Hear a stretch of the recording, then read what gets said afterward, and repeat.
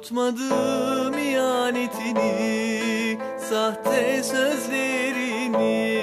Unutmadım o benim olan yalancı gözlerini. Sende her şey yalandı, sende her şey dolandı. Kavrolsun sana nasıl inandım. Unutmadım ihanetini, sahte sözlerini. Unutmadım o benim olan yalancı gözlerini. Sende her şey yalandı, sende her şey dolandı. Kavrolsun sana nasıl inandım. Biliyordum olmazdı, seninle seviyordum ben seni. Tabii ki delice, nasıl kıydın sen bu sevgimize.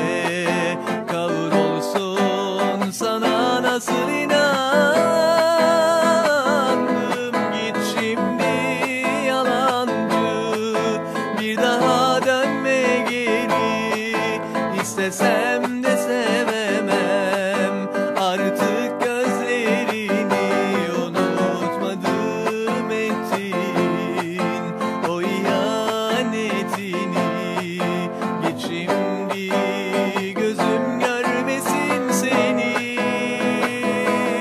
Git şimdi yalancı, bir daha dönme geri.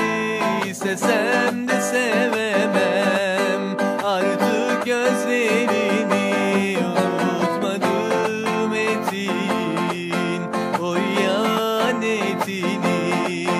Git şimdi gözüm görmesin seni. Yalandan gülüşler verdin gözlerime, sahte sevgiler verdin yüreğime. Değer miydi hiç verdiğim sözleri? Git şimdi yalancı, git şimdi ait olduğun yerlere. İnanmıştım masum yüzüne, aldanmıştım sahte gülüşüne. Nasıl inandım o sahte sözlerine? Git şimdi yalancı, ait olduğun o yere. Yeminler etmiştin gözlerime, değer miydi hiç ettiğin sözleri? Değer miydi ettiğin o kahpeliğe?